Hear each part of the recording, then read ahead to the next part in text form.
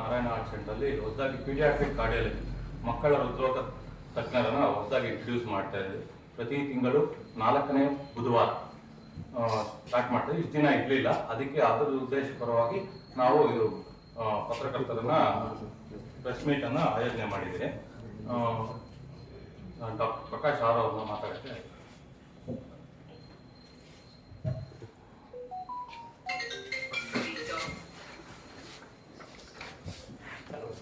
Hello, ನಮಸ್ಕಾರ.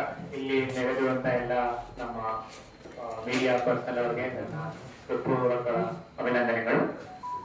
ನಮ್ಮ ಹೆಸರು ಡಾಕ್ಟರ್ ಪ್ರಕಾಶ್ ಅಂತ. ನಾವು ನಾರಾಯಣ ಹೃದಯಾಲಯ ಬೆಂಗಳೂರಲ್ಲಿ ಮಕ್ಕಳ ಹೃದ್ರೋಗ ತಜ್ಞ.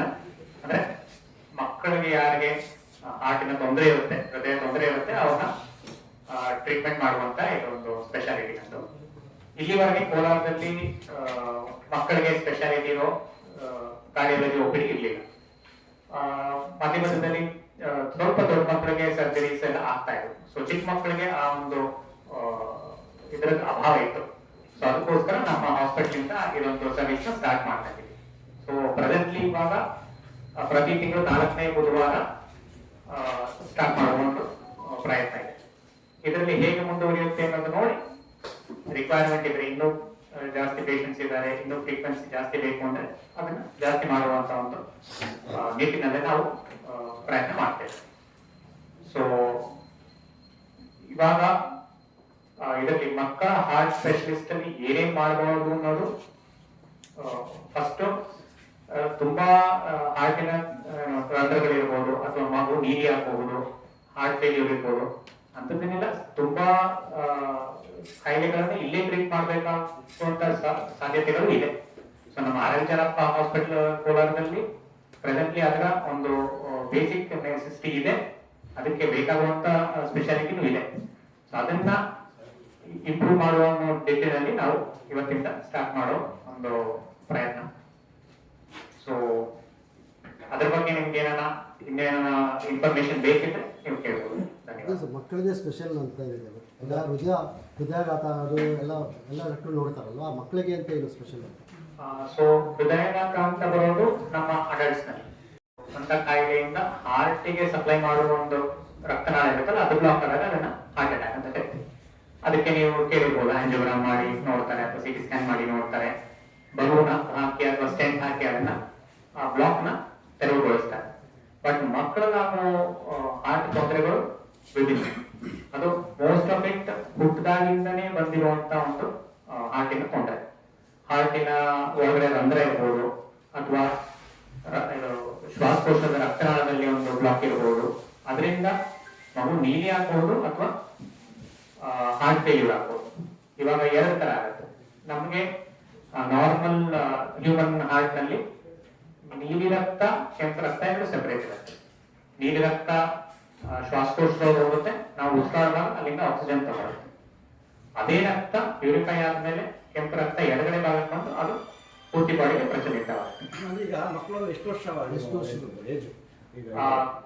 ಮೆಡಿಕಲ್ ಸೈನ್ಸ್ ಕೇಳಿದ್ರೆ 16 ವರ್ಷಕ್ಕಿಂತ ಕಡಿಮೆ ಇರೋರನ್ನ ಮಕ್ಕಳು ಅಂತ ಕರೀತೇವೆ. ಈಗ ಹುಟ್ಟಿದ ಮಕ್ಕಳಿಗೆ ಹೃದಯ ರೋಗ ಇದೆ ಅಂತ ಮೊದಲೇ ಕಂಡುಹಿಡಿಯಲಿಕ್ಕೆ ಆಗಲ್ಲ. ಹೊಟ್ಟೆ ಒಳಗಡೆ ಇದ್ದಾಗಲೇ, ಭೂಮಲ್ಲಿದ್ದಾಗಲೇ ತುಂಬಾ ಕಾಂಪ್ಲೆಕ್ಸ್ ಡಿಸೀಸಸ್ ಇದ್ರೆ ಕಂಡುಹಿಡಿಬಹುದು. ಫೀಟಲ್ ಅಂದ್ರೆ ಭ್ರೂಣ ಇರುವಾಗಲೇ ಅದನ್ನ ಅಲ್ಟ್ರಾಸೌಂಡ್ ಮಾಡಿ ಕಂಡುಹಿಡಿಬಹುದು. ಬಟ್ ಅದು ತುಂಬಾ ಹೈ ಸ್ಪೆಷಾಲಿಟಿ. ಎಲ್ಲ ಅಲ್ಟ್ರಾಸೌಂಡ್ ಮೆಷಿನ್ಸ್ ನಲ್ಲಿ ಗೊತ್ತಾಗುದಿಲ್ಲ. ಈವನ್ ಇಂಟರ್ನ್ಯಾಷನಲಿ ವೆಸ್ಟರ್ನ್ ಲಿಟರೇಚರ್ ನೋಡಿದ್ರು 75 to 90% ಮಾತ್ರ ಕಂಡುಹಿಡಿಯಲಿಕ್ಕೆ ಸಾಧ್ಯ.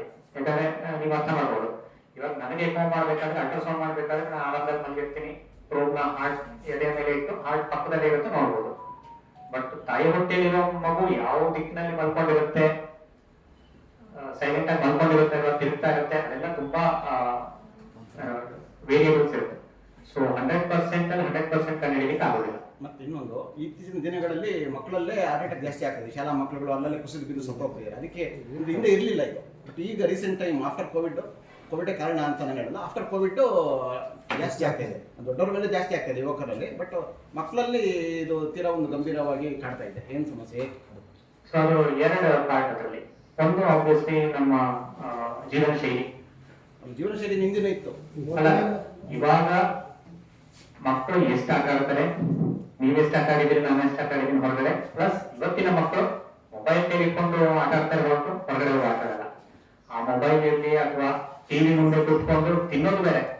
ನಿಮಗೆ ನಮಗೆ ಮೋಸ್ಟ್ಲಿ 2 ರಿಂದ 3 ಸಲ ದಿನಕ್ಕೆ 2 ಸಲ 2 ಕಂಪ್ಲೀಟ್ ಮೀಲ್ಸ್ ಸಿಕ್ಕಿದ್ರೆ ನಾವು ಭಾಗವತಂತೂ ತಿಳ್ಕೋಬೇಕಿತ್ತು. ಇವಾಗ 24 ಗಂಟೆನೂ ಮನೇಲಿ ಯಾವುದೋ ಒಂದು ಪ್ಯಾಕೆಟ್ ಇರುತ್ತೆ, ಓಪನ್ ಆಗ್ತಾನೆ ಇರುತ್ತೆ. ಅದೊಂದು ಜಂಕ್ ಫುಡ್ಸ್. ಎಸ್. ಸೊ ಎರಡನೆಯದಾಗಿ ಒಂದು ಜೀವನ ಶೈಲಿ, ಎರಡನೇದು ನಿಮ್ಮ health. Actually it is counter productive. Social media penetration ಜಾಸ್ತಿ ಆಗಿರೋದ್ರಿಂದ ಯಾವುದೇ ವರ್ಲ್ಡಿನ ಯಾವುದೇ ಕಾರ್ನರ್ ಅಲ್ಲಿ ಒಂದು ಡೆತ್ ಆದ್ರೂ ನನಗೆ ಗೊತ್ತಾಗುತ್ತೆ. ಮುಂಚಿನ ಕಾಲದಲ್ಲಿ ಪಕ್ಕದ ಹಳ್ಳಿಯಲ್ಲಿ ಯಾರನ್ನ ಡೆತ್ ಆದ್ರೂ ಗೊತ್ತಾಗ್ತದೆ. ಸೊ ಅದು ಒಂದು ಕಾರಣ ಜಾಸ್ತಿ ಆಗಿದೆ, ಅದು ಖಂಡಿತ ಸತ್ಯ. ಅದಕ್ಕೆ ಕಾರಣ ಜೀವನ ಶೈಲಿ.